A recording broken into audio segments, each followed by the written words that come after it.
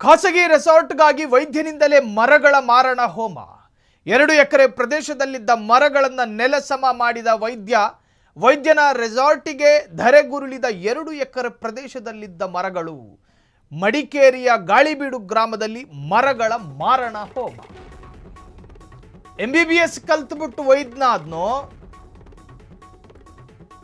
ಏನು ಹೇಳೋದು ಈ ಮನುಷ್ಯನಿಗೆ? 2 ಎಕರೆ ಪ್ರದೇಶದಲ್ಲಿದ್ದ ಮರಗಳನ್ನು ನೆಲಸಮ ಮಾಡಿದ ವೈದ್ಯನ ರೆಸಾರ್ಟಿಗೆ ಧರೆಗುರುಳಿದ 2 ಎಕರೆ ಪ್ರದೇಶದಲ್ಲಿದ್ದ ಮರಗಳು. ಮಡಿಕೇರಿಯ ಗಾಳಿಬೀಡು ಗ್ರಾಮದಲ್ಲಿ ಮರಗಳ ಅಕ್ರಮ ಕಟಾವು. ಅನುಮತಿ ಪಡೆಯದೆ ಮರ ಕಡಿಸಿದ ವೈದ್ಯ ಶ್ಯಾಮಪ್ಪಣ್ಣ, ವಿನಯ್ ಮತ್ತು ಸಂದೀಪ್ ಪುಣೆ ವಿರುದ್ಧ ಕೇಸ್ ದಾಖಲಾಗಿದೆ. ಶ್ಯಾಮಪ್ಪಣ್ಣ ಮತ್ತು ವಿನಯ್ ಸಂದೀಪ್ ಪುಣೆ ವಿರುದ್ಧ FIR ದಾಖಲಿಸಿದ ಅರಣ್ಯ ಮತ್ತು ಕಂದಾಯ ಇಲಾಖೆ ಅನುಮತಿ ಪಡೆಯದೆ ಮರಗಳ ಕಟಾವು ಮಾಡಿದ್ದಾರೆ. FIR ನಲ್ಲಿ 14 ಮರಗಳ ನಾಶ ಮಾಡಿದ್ದಾರೆ ಎಂದು ಉಲ್ಲೇಖ. 2 ಎಕರೆಯಲ್ಲಿ 50ಕ್ಕೂ ಅಧಿಕ ಮರಗಳು ನಾಶವಾಗಿರುವ ಶಂಕೆ. ರೆಸಾರ್ಟ್ಗಾಗಿ ವೈದ್ಯನಿಂದಲೇ ಮರಗಳ ಮಾರಣ ಹೋಮ. 2 ಎಕರೆ ಪ್ರದೇಶದಲ್ಲಿದ್ದ ಮರಗಳನ್ನ ನೆಲಸಮ. ಶಾಲೆಯಲ್ಲಿ ಮೇಷ್ಟ್ರು ಪಾಠ ಮಾಡಿ ಶಾಲೆ ಹಿಂದೆ ಹೋಗಿ ಮೂತ್ರ ವಿಸರ್ಜನೆ ಮಾಡಿದ್ರಂತೆ.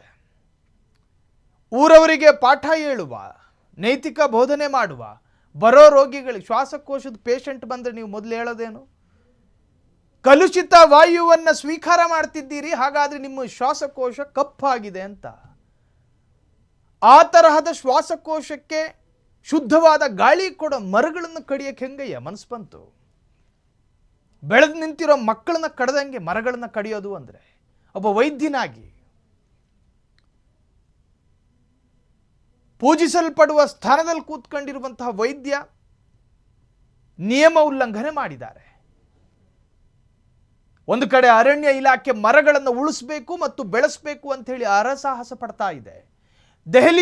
ದೆಹಲಿಗಳಲ್ಲಿ ಜನ ಶುದ್ಧ ಗಾಳಿ ಇಲ್ಲದೆ ನರಳಾಡ್ಕೊಂಡು ಸಾಯ್ತಿದ್ದಾರೆ. ಮುಂದೊಮ್ಮೆ ಆ ಪರಿಸ್ಥಿತಿ ಕರ್ನಾಟಕಕ್ಕೂ ಕೂಡ ಬಂದಿತ್ತು. ಮರಗಳಿಲ್ಲ, ಶುದ್ಧ ಗಾಳಿಗಳಿಲ್ಲ, ಮಳೆ ಇಲ್ಲ. ಪ್ರಕೃತಿಯಿಂದ ಜಗತ್ತು ಇವತ್ತು ಬ್ಯಾಲೆನ್ಸಿಂಗ್ ಆಗಿ ಉಳ್ಕೊಂಡಿದೆ. ಇಲ್ಲಿದ್ರೆ ಯಾವತ್ತೂ ಉರುಳು ಬೀಳ್ತಾ ಇತ್ತು.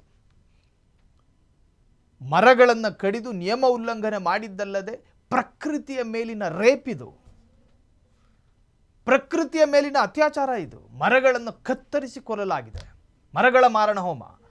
ಮಡಿಕೇರಿಯ ಗಾಳಿಬೀಡು ಗ್ರಾಮದಲ್ಲಿ ಮರಗಳ ಮೇಲೆ ಅಕ್ರಮ ಕಟಾವು. ಅನುಮತಿ ಪಡೆಯದೆ ಮರ ಕೆಡಿಸಿದ ವೈದ್ಯ ಶ್ಯಾಮಪ್ಪಣ್ಣ, ವಿನಯ್ ಮತ್ತು ಸಂದೀಪ್ ಪುಣೆ ವಿರುದ್ಧ ಕೇಸು. ಶ್ಯಾಮಪ್ಪಣ್ಣ ಮತ್ತು ವಿನಯ್ ಸಂದೀಪ್ ಪುಣೆ ವಿರುದ್ಧ FIR ದಾಖಲಿಸಿದ ಅರಣ್ಯ ಮತ್ತು ಕಂದಾಯ ಇಲಾಖೆ ಅನುಮತಿ ಪಡೆಯದೆ ಮರಗಳ ಕಟಾವಾಗಿತ್ತು. FIR ನಲ್ಲಿ 14 ಮರಗಳ ನಾಶ ಎಂದು ಉಲ್ಲೇಖ. 2 ಎಕರೆಯಲ್ಲಿ 50ಕ್ಕೂ ಹೆಚ್ಚು ಅಧಿಕ ಮರಗಳ ನಾಶವಾಗಿದೆ ಅಂತ ಹೇಳಿ ವಿಸ್ತೃತವಾಗಿ ಉಲ್ಲೇಖ ಇದೆ. ಕ್ಷಣ ಕ್ಷಣದ ಸುದ್ದಿಗಳಿಗಾಗಿ ಫ್ರೀಡಂ ಟಿವಿ ಸಬ್ಸ್ಕ್ರೈಬ್ ಮಾಡಿ, ಲೈಕ್ ಮಾಡಿ ಹಾಗೂ ಫಾಲೋ ಮಾಡಿ. ಹೊಸ ಸುದ್ದಿಗಳ ನೋಟಿಫಿಕೇಶನ್ಗಾಗಿ ಬೆಲ್ ಐಕಾನ್ ಮೇಲೆ ಕ್ಲಿಕ್ ಮಾಡಿ.